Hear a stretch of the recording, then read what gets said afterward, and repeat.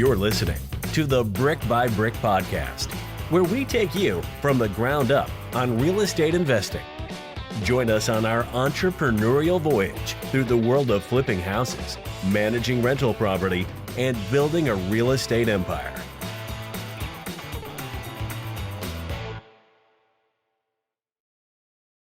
Welcome back to the Brick by Brick podcast. I am John Arrico here as always with Ryan Goldfarb. We have an extremely special episode today for multiple reasons. The first is that we are on location here in Atlantic City, the first time we have done the podcast in Atlantic City. And the second, much more important reason is that we have a very special guest, Matt Doherty.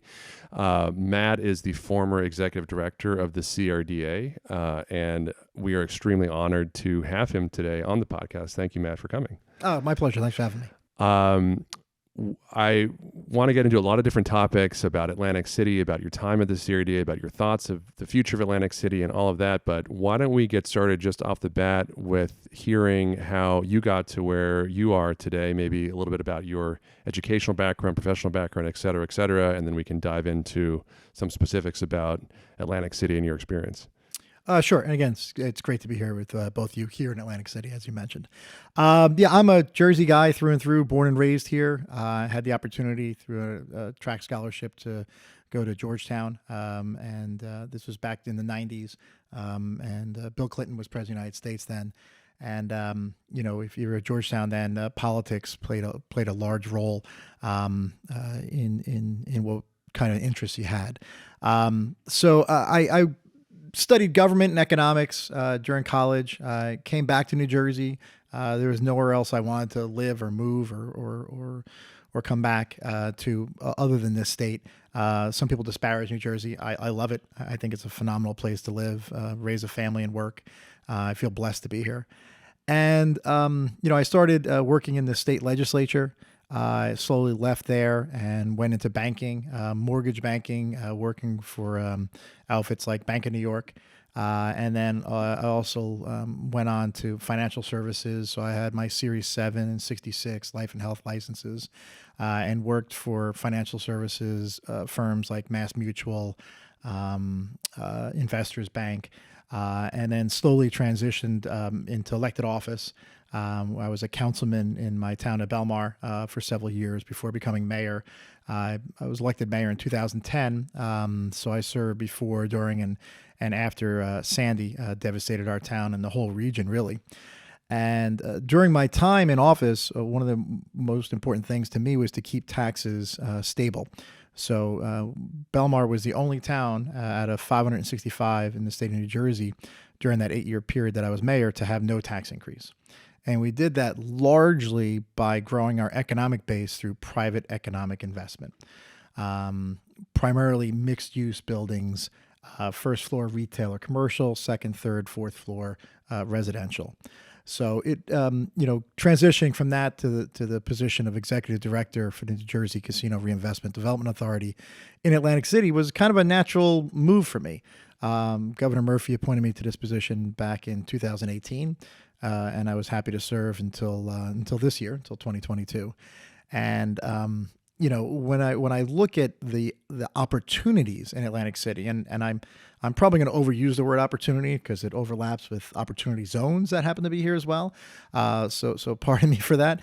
But the opportunity in Atlantic City is, you can't say limitless because there is a limit somewhere. But my goodness, when you look at New Jersey, and you look at the Jersey Shore in particular, the three urban areas are Long Branch, Asbury Park, and Atlantic City. Mm-hmm.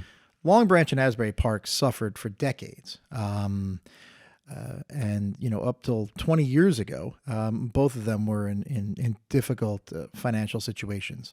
Today, the amount of redevelopment in both those towns is extraordinary. And you can see that something like that is going to happen here in Atlantic City too. For good or for bad, Atlantic City gambled on gaming in the late 70s. It had a monopoly for decades. Yeah.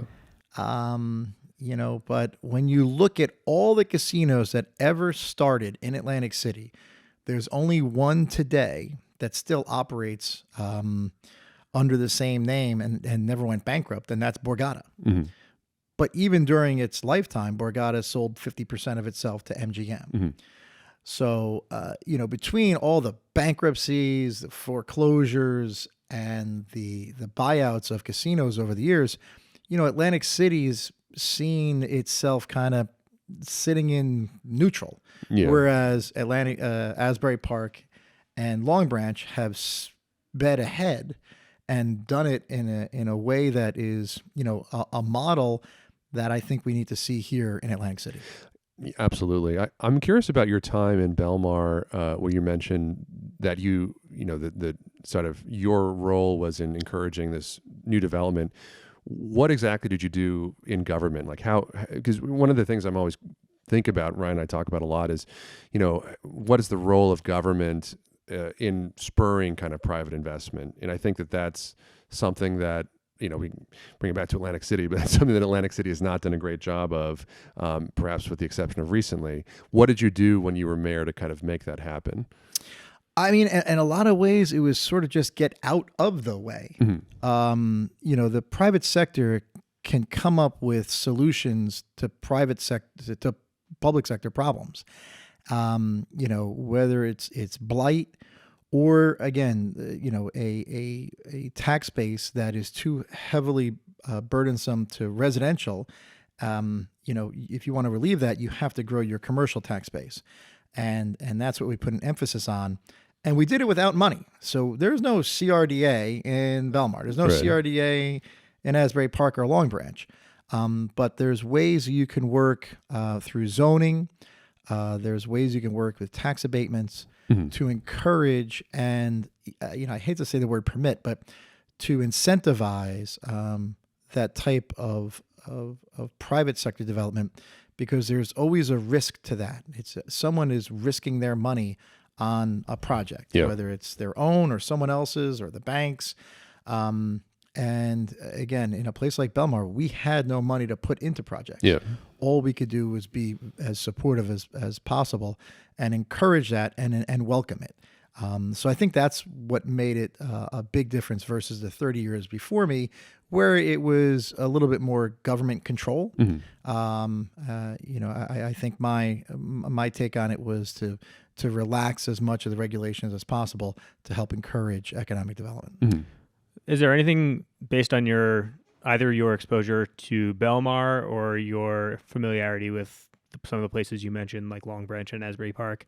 Is there anything or I guess what things would you take and apply to Atlantic City that you think can make a difference both in the short run and long run?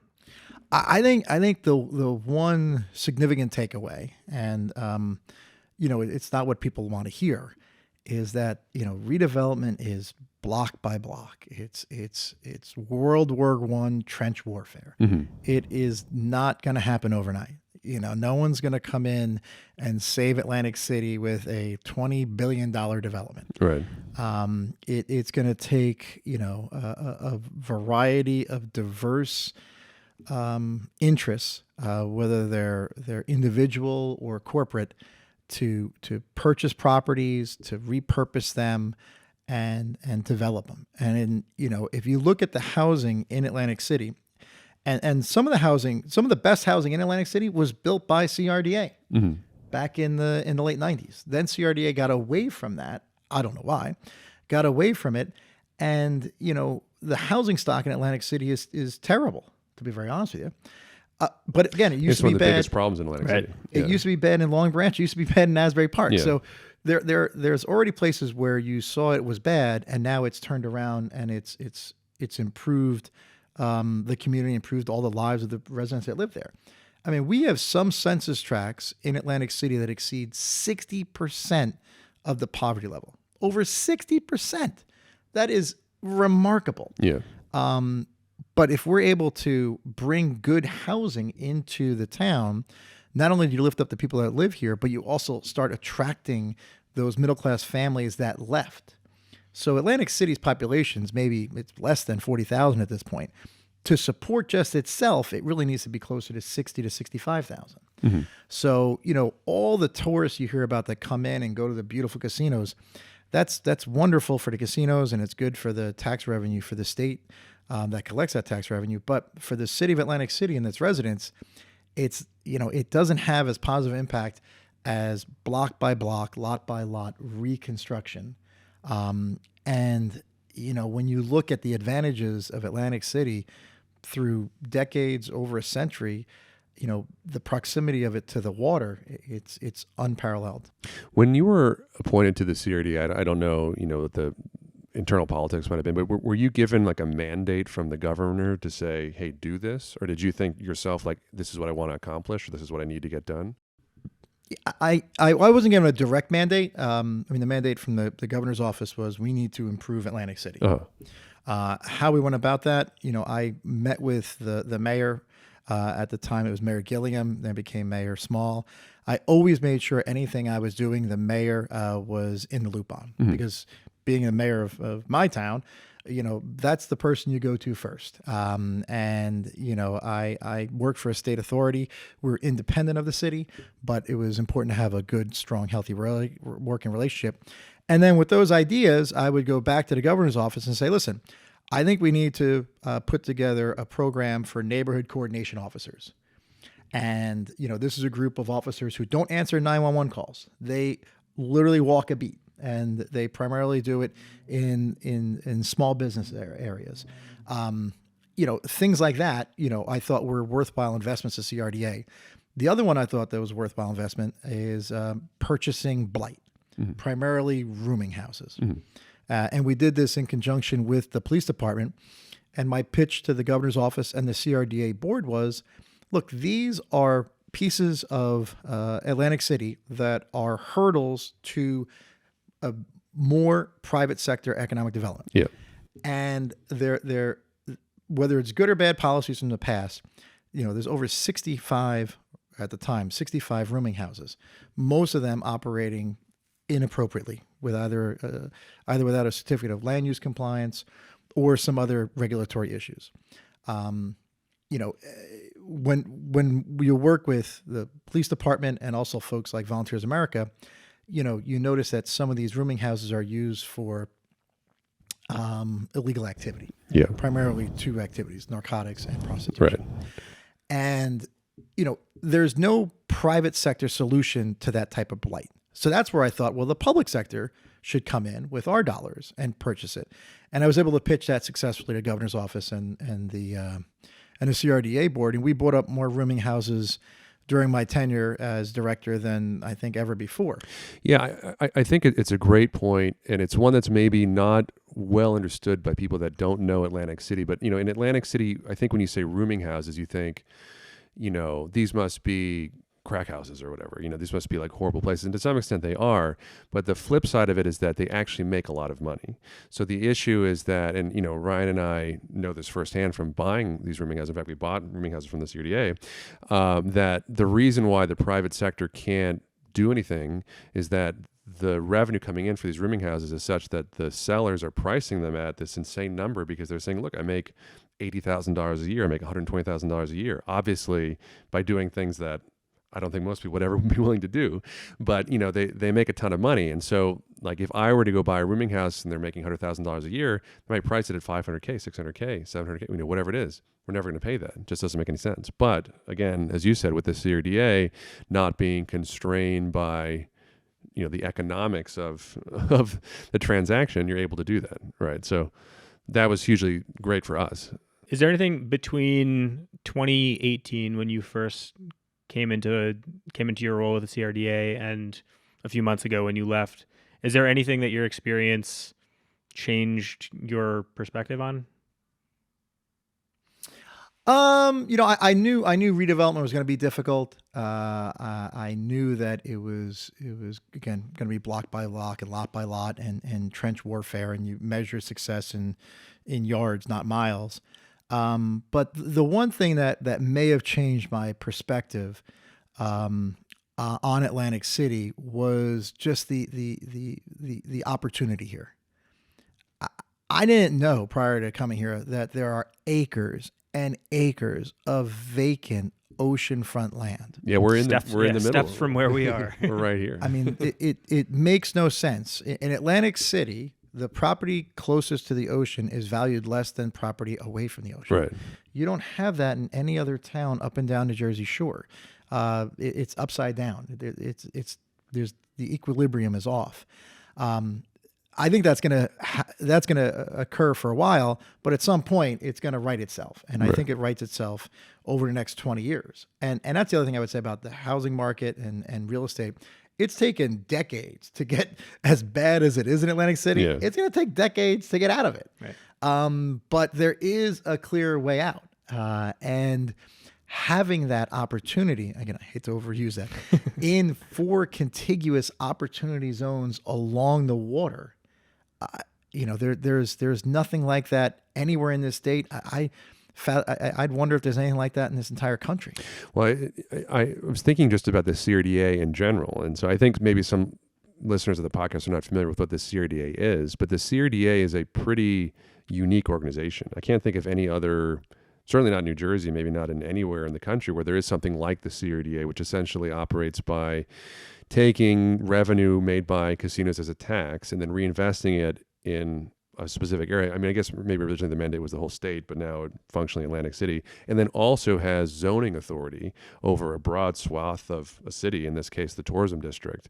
It's a very, it's for us as an investor coming in, we looked at it and we thought, Atlantic City, the government is kind of, corrupt or whatever, historically, there's been some issues with the government, and that kind of makes it unattractive to an investor. But if we're looking at the tourism district, which is controlled by the CRDA, the state of New Jersey, it's like, well, the state, maybe it's bureaucratic, maybe it's a little bit slow, but it's probably not corrupt, certainly not corrupt in the way that, you might stereotypically think a city like Atlantic City could have been.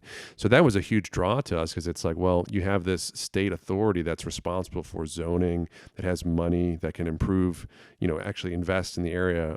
It's a really, I can't think of any other city in the U.S. that has something like that. You're absolutely right. The Casino Reinvestment Development Authority in New Jersey was founded in 1984. It was founded because casinos, when they originally came to Atlantic City, were supposed to invest in the town, and they didn't. Right. They just didn't. So there was a 1.25% tax leveled on the gross gaming revenue. This is on top of the 8% that they have to pay to the state. For years, that money went all around the state of New Jersey. Right. And look, there's a lot of Yankee fans out there, right? And there's a beautiful Yogi Berra Museum in Montclair. There are CRDA funds into that museum. Uh-huh. I mean, it was a policy decision back in the day, but, this place doesn't have a decent grocery store. There's tens of millions of dollars that were put into places like Newark. Mm-hmm. Now, Newark needed it, and God bless them for getting it, but right around Atlantic City, could have used that money for other projects here, right, for housing projects. So, during my focus, every dime we spent in Atlantic City with the motivation of how does this directly benefit the residents of Atlantic City? Mm-hmm. Whether that's rooming houses, more police on the street, additional folks in the Special Improvement District division to clean up the streets.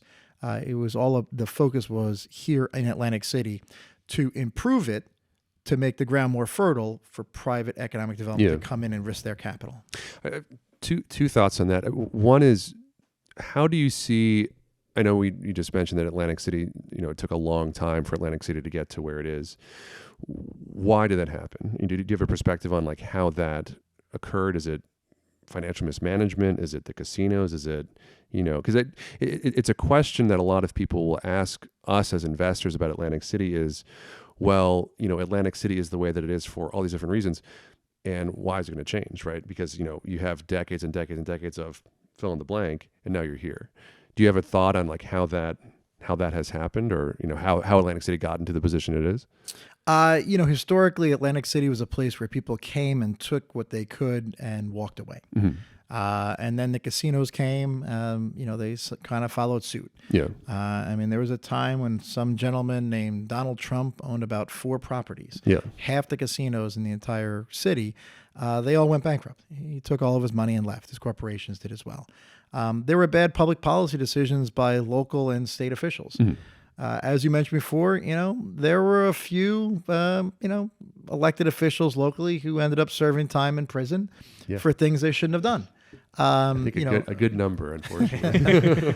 And unfortunately, the people that suffer are the residents that live here, that stuck here, that stayed here, that didn't leave. But if you look at other urban areas in New Jersey, Jersey City, Hoboken, as I mentioned before, Long Branch, Asbury Park, they all had the same issues after the 60s and 70s of people leaving to go to suburban areas. Right. Well, people are coming back. Right. Real estate in Jersey City is off the charts. It's basically the sixth borough at this point. Hoboken is far too expensive. It's only 1 square mile. I mentioned Asbury and Long Branch are doing great. There's no reason why that shouldn't be happening here in Atlantic City. But the focus had been, casinos are going to save Atlantic City. That didn't happen. Right. That didn't happen. That was an abject failure. What's going to save Atlantic City is people coming with private economic development to expand the commercial tax base, improve the city, bring more people back to the city. People want to live in cities. They do. And if you can give them good housing stock, good amenities, they will come. And if they can come here and live by the Atlantic Ocean, I mean, it's a huge competitive advantage Atlantic City has. We've touched on the supply of housing here as an issue, and I think that's worth underscoring because, I mean, when you talk about, I'll use the word again, the opportunity here. I mean, some of the places we've bought more than one property on a beach block for under $100,000. Granted, it needs work, but I mean, there's no other place in certainly on the Jersey Shore, arguably in the state, that has this much inventory in close proximity to a major body of water with existing public infrastructure, and with a little bit of cachet to it, where you can come even close to those kinds of numbers. And one frustration for us is that if you look at the numbers on some of these deals going in, they're still, in many cases, aren't comps to support the amount of money it takes to renovate some of these properties. And we've been able to still make it work because the yields provided by short-term rentals are enough to justify the added investment. And our hope is that by putting these dollars into these properties now and generating this yield over the next 5, 10, 15 years by way of short-term rentals, that when the time does come to sell, the amount that we've spent on these properties to improve the housing stock has a cascading effect on some of the neighborhoods, and values then are thus elevated and, kind of allow us to retroactively justify what we spent to put into these properties. But I think to kind of tie it into the rooming house discussion as well, we kind of see those two forces working hand in hand, because if you bite that bullet now and take some of this blight out of some of these areas, you come in and clean things up enough to the extent that people like us can go in and do these projects and are incentivized to put money into these dilapidated buildings, then you create this wave where more and more people want to do that. And, it takes people who are frankly crazy enough to be the first in order to be the first domino to fall and to ultimately pave the way for more people to do it in the future. And I mean, you've seen several of our projects now. I think you've been in the trenches enough to kind of witness firsthand, like you have for the last few years, how much this really is block by block, lot by lot, base hit by base hit. It's not about just the big sexy project that's going to get all the headlines. I wonder, this is a question, Matt, that we get all the time, and I wonder how you would answer it. Why do you think that now is the time for Atlantic City? Like, why not 5 years from now or 5 years ago or whatever? What is it about happening right now that makes it like, yeah, I have to invest in Atlantic City. This is now happening. I use Asbury Park as an example. So one of the folks who's done very well in Asbury Park is a gentleman named Pat Fasano. He originally started doing development in New Brunswick. He did well there. New Brunswick used to be a dump. It was horrible. He did really well there. Organizations like DevCo in New Brunswick, headed by Chris Palladino, have done phenomenal work, leveraging off of Rutgers, Johnson & Johnson, St. Peter's, the other hospital networks there. And he took his money and he brought it to Atlantic City or brought it to Asbury Park about 20 years ago when things were cheap in Asbury Park. Now he's selling out of Asbury Park and coming to Atlantic City because things are cheap now. Yeah. It's not always going to be like that.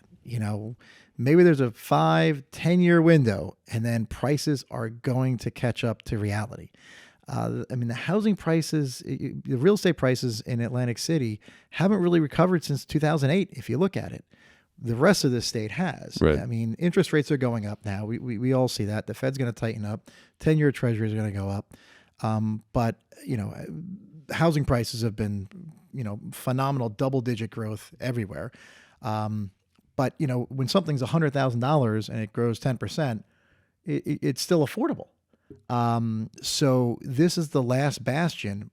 And when something's the last of its kind, if you don't get in now, you are going to miss out. And if you wait 5 years, you wait 10 years, it's no longer going to be inexpensive. It's no longer going to be easy to develop. At some point, right now, the city government, the state government is encouraging development. It wants people to come here now.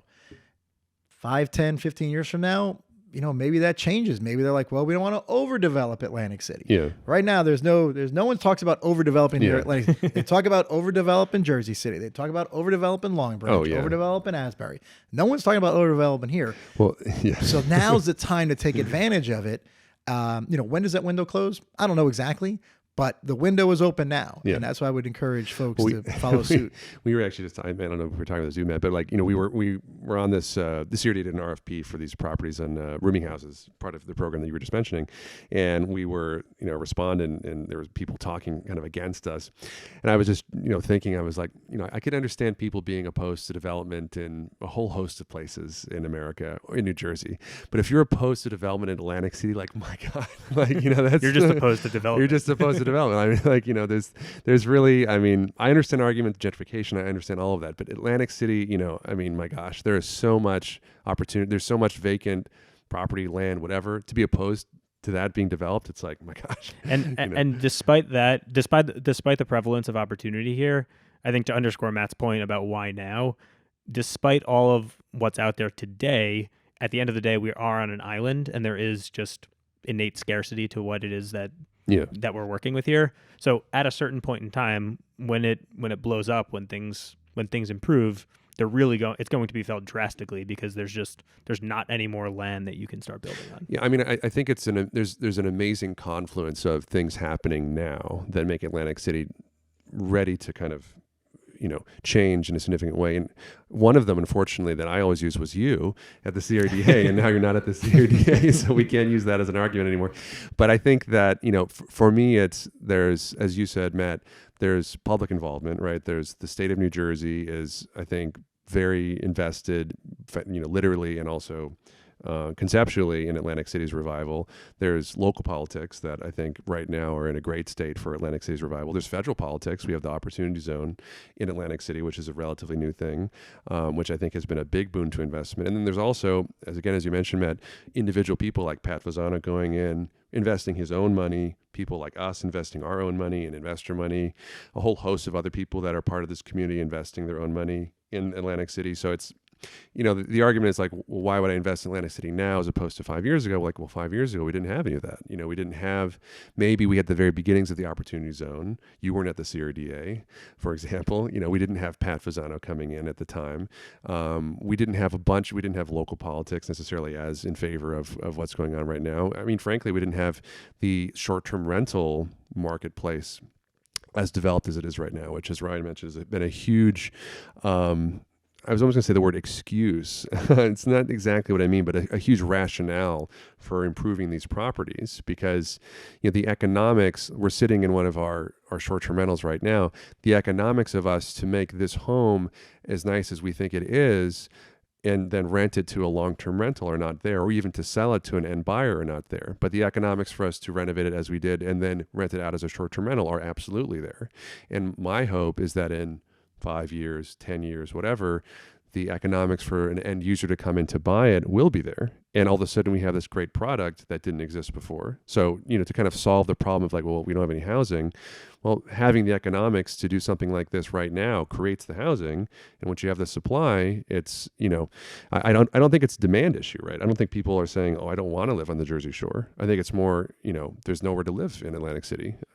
Right. And I also, the way casinos distort the market as well for short-term rentals is beneficial. So there's over 18,000 hotel rooms in Atlantic City. Mm-hmm. With more coming. Less than 40,000 people live here. Yeah. Over 18,000. And Ocean Resort is adding more hotel rooms. Yeah. Because they have to, because they're at capacity. And the other issue that they run into that, again, it's because of gaming that other cities don't have is on the weekends, they don't want Matt Doherty staying in their hotel rooms. They want someone who's going to gamble $25,000, $50,000. Mm-hmm. So they're going to comp that person a room. Yeah. Now, if I'm dumb enough to pay $700 for a Saturday night, they'll give me the room for that. What that does is it opens up the opportunity for short-term rentals here. Short-term rentals do great in my town of Belmar, the rest of the Jersey Shore, but not like here. Mm-hmm. And when you look at the price to get in to develop a short-term rental, right now anyway, it's lower here than it is in other towns at the Jersey Shore. If you're going to buy a place in Ventnor, Beach Block, it's going to be expensive. Right. Whereas you could buy a place on Florida Avenue, Beach Block in Atlantic City, and it's not that expensive. Yeah. Again, that's only a now situation. It's going to evolve over time, and the market is going to catch up to what the real values are. We've already seen that, yeah. But yeah, I think and look, short-term rentals are fantastic. They're not going to go away anytime soon. And then as more people get exposed to Atlantic City, and when I was leaving CRDA, we broke ground for a new shop right here. Bringing a grocery store and bringing amenities so that people, when they do come, are willing to pay enough for an apartment, 1 bedroom or 2 bedroom, so that these buildings can be converted and you can increase the housing stock. Mm-hmm. To improve the lives of the residents that live here, and also to attract folks, young people, to come to Atlantic City like they do already in places like Long Branch and Asbury. Mm-hmm. Looking back at your time at the CRDA, are there things that stand out to you as saying these are things I'm really proud that we accomplished, and conversely, the things that you say, I wish I could have done this while I was there? I think putting more police on the street makes a huge difference. I think purchasing the rooming houses, which have never really been done in that type of program before, made a huge difference. I wish the grocery store was already open. Mm-hmm. There's one regret I have. We would have done it the first year and it'd be open by now, because, if you come for a weekend or, you come for a couple days, you don't need to go grocery shopping. But if you live here year round, I remember talking to a single mom. She had 4 children. She would take the bus out to the Sam's Club in Egg Harbor Township, do her grocery shop, and then she would take a cab back. I thought that's a problem that we have to solve. That's not right. I wish that problem was already solved for her and the other single moms and other families that, make Atlantic City their home and have lived here for decades. I think Ryan before mentioned gentrification. The other nice aspect of Atlantic City is because there's so many acres of vacant land, you can have good, positive economic development without gentrification, without pushing people out of any neighborhoods. Right. Instead of pushing them out of a neighborhood, to use a phrase from President Kennedy, rising tide lifts all boats. Mm-hmm. We can have a rising tide here in Atlantic City, lift all families up. Yeah, I that's the philosophy that I think Ryan and I apply to all of our real estate investing in Atlantic City, which is that we encourage through this podcast and, even in conversations, like everyone to come invest in Atlantic City. And sometimes people be like, well, aren't we going to be competing with you? Like, aren't we going to be buying the same stuff, this and that? And I said to them exactly what you said, a rising tide lifts all ships, right? if I want to buy someplace, you want to buy someplace, like, happy to talk about it. But the reality is that, if you buy the place next to me or behind me or whatever, and you improve your place, that's going to improve my place. And if we both do that, it's going to improve the whole block. And if the whole block improves, it's going to improve the whole neighborhood. So I think I think that the tangible effects of that have already been seen in places like the Orange Loop, where someone came in this case, Mark Colazzo, came in on Tennessee Avenue, did his thing there, made a desirable place to go. He himself bought more stuff there. Other investors came in. Evan and Zenith, for example, we've talked about in the show before, came in and bought next to his place, essentially, did their thing there. Pat Fasano came in across the street, did his thing there. Other investors have come in on Ocean Avenue. We're on Ocean Avenue, which is right behind Tennessee Avenue, have done their thing there.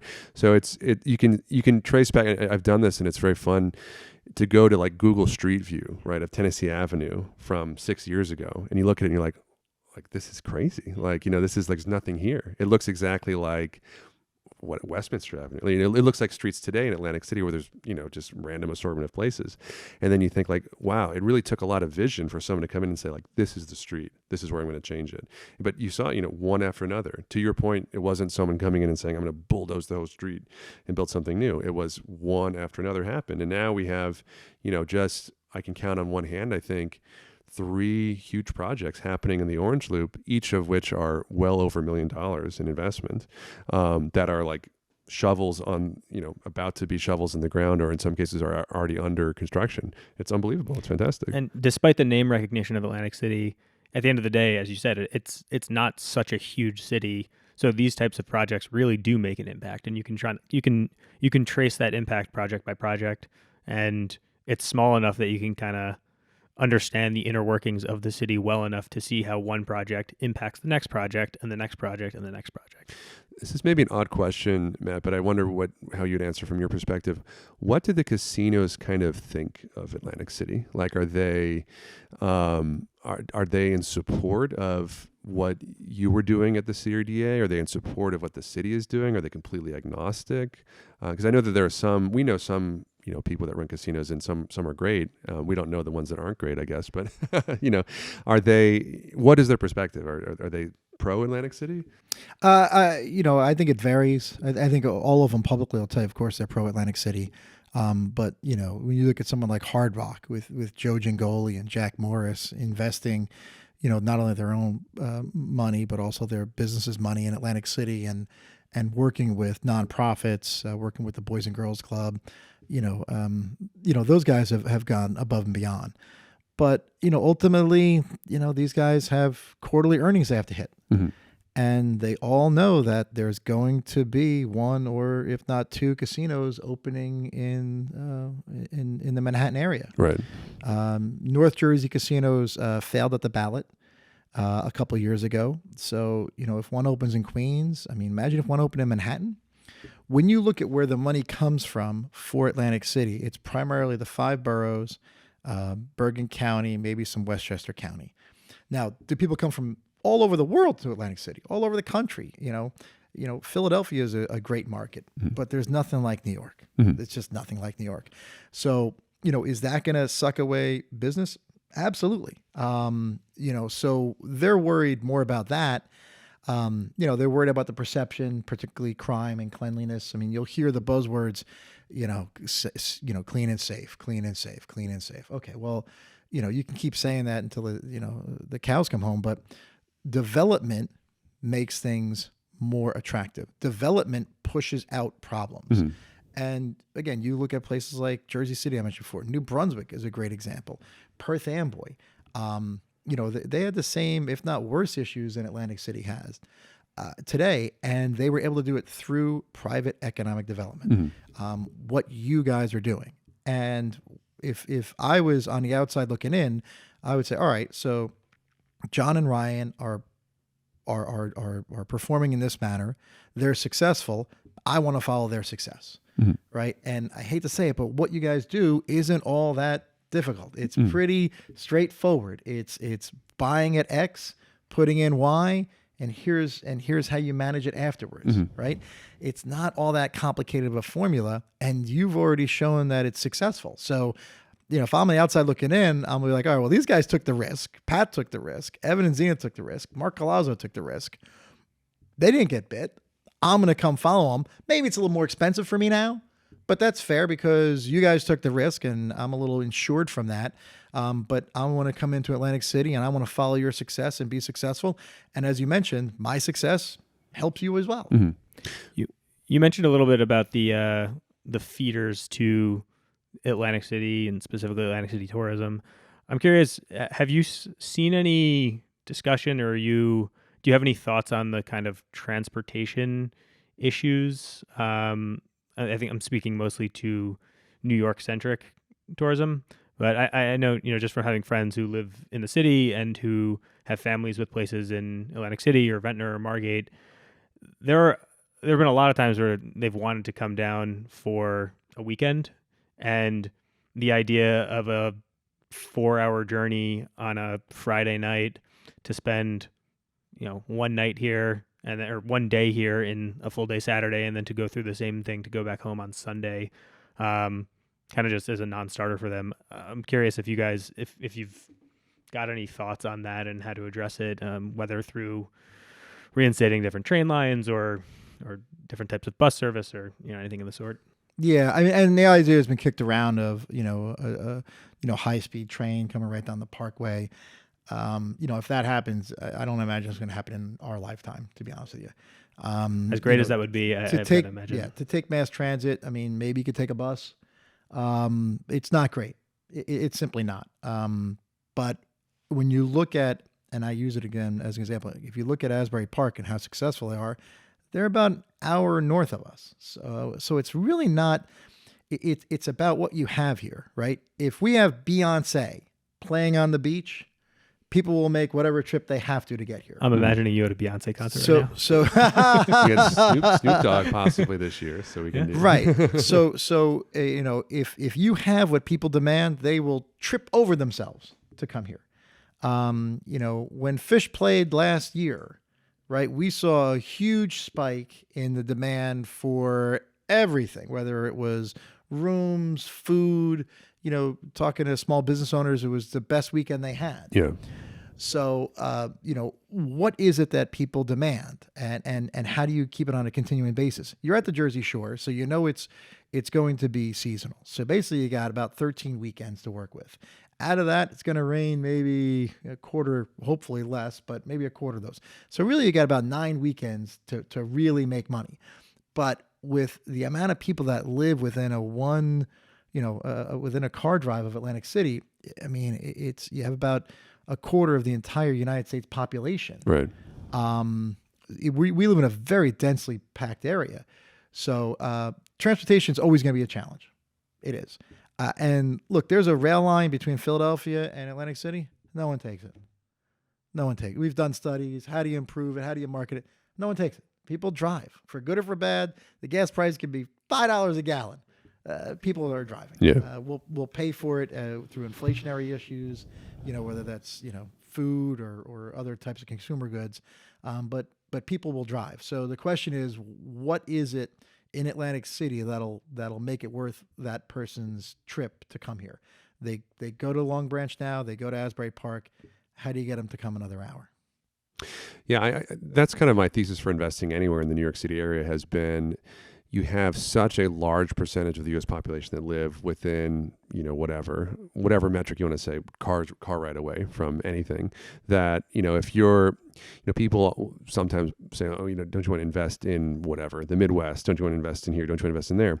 And I think, well, maybe there's money to be made there, but the advantage of investing in the Northeast corridor is that, like, people aren't going anywhere. I mean, even if you say, like, oh, okay, the population, maybe some people are moving west, some people are moving south, there's still a massive amount of people live in the New York City area. So it's like, what's your downside, really? It's like, well, maybe prices are blip up, blip down, whatever, but like kind of long term, you're not going to be doing poorly in the New York City, in the greater, Northeast corridor area. Whereas I can imagine an investment in wherever, if that investment is driven by one industry or one school or one whatever, if something happens to that one thing, the downside is unlimited. I mean, it could be zero. Who wants to live in, rural Ohio, if not for the fact that there's whatever there. I mean, nothing against Ohio, but again, but who wants to live in New York City if, say a major employer in New York City leaves? Well, a lot of people still want to live in New York City, right? To underscore that point, for some reason the other day,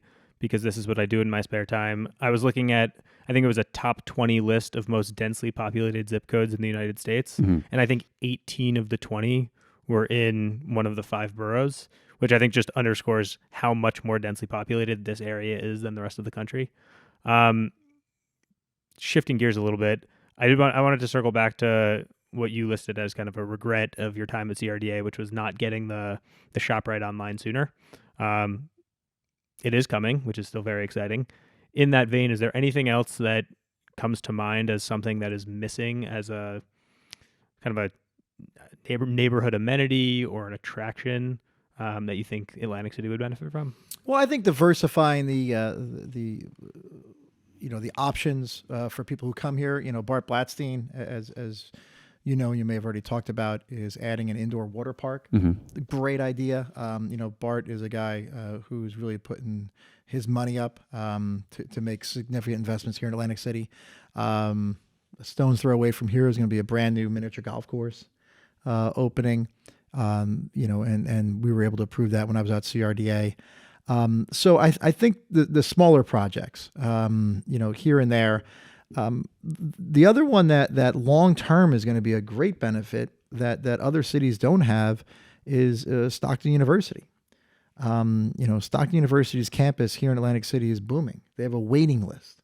I mean, you got to get in a lottery and get lucky to be able. You have to get in a lottery and get lucky to live in Atlantic City if you're a Stockton University student. Mm-hmm. Think about that for a second. They're expanding, and my guess is after they open up the 400 and something beds, they're going to be full. They're going to have a lottery system again. Talking with Stockton, I know that they're looking to bring their business school to Atlantic City. Atlantic Care is expanding. Yeah. So, when you look at redevelopment based off of things like eds and meds, it is proven to work. Based I like off that. I've of, never heard that before. Based off of gaming, it's not proven to work. Yeah, less of a blueprint. Right. So, the eds and meds, whether you see it in places like, Teachers Village in Newark, everything that's happened in New Brunswick, the positive stuff that's happening in Camden, around Cooper Hospital, that is a proven effective model that's not hard to replicate. And when you have a willing partner like Stockton University and Harvey Kesselman, who's the president, is doing a great job and wants to see Stockton University succeed in Atlantic City. And then you start exposing Atlantic City to folks who are in their, college years, and you get them wanting to live here. So now you got more people with bachelor's degrees, master's degrees, wanting to live in Atlantic City.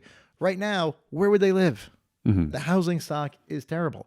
What, you guys are doing and other developers is improving that housing stock and providing a supply to meet that demand. Do you think there's any appetite from the casinos, given that the casinos are here and obviously generate a lot of money? Is there any appetite from the casinos to say, we're going to create our own, pool of money to do whatever, do development, clean up the city? Because I see these articles, you mentioned them, where the casinos say publicly, like, oh, we need to clean up Atlantic City, we need to do this, we need to do that. Do they think like, oh, well, I'm a casino, I pay my tax to the CRDA and that's it? Or is there any appetite for them to kind of actually be involved in the way that some of these other players, I think, are being involved in the development of Atlantic City, for a casino to say, I'm going to, really invest in cleaning up the city or in non-casino development or something like that? Yeah, and there's folks like Joe Gingoli who, not only invest in the city, but invest in the people and will hire folks who graduate recovery court. Mm-hmm. Or hire folks that have, some issues in their past. And he's even lobbied the state to amend who they're able to hire, because it's a very restrictive process in a casino who you hire, so that they can hire folks, again, in Atlantic City residents that may have had an issue in the past with the justice system, but now are fully capable of working somewhere and working for a good paying union job in a casino.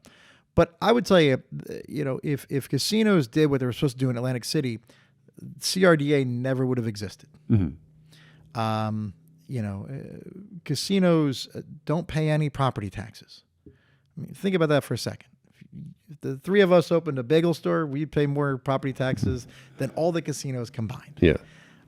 Again, it's hard to try to redevelop a town when so much of its focus doesn't even pay taxes to the town. Right. I think casinos, again, they are businesses. They have a business model. I don't fault them for it. But certainly casinos are not going to save Atlantic City. They haven't, and they won't in the future. As we're wrapping up here, Matt, what is next for you, individually going forward? Now you've left the CRDA just recently, sort of a free agent, if you will. Do you have a plan of what's next for your path? Well, I've been in elected or appointed office since 2007. I enjoyed it. Again, my background was in government economics. I love finance, and I just think that there's tremendous opportunity in Atlantic City. I live in Belmar, so I get to get in my car at the shore, drive down the parkway, and get out of my car and work at the shore.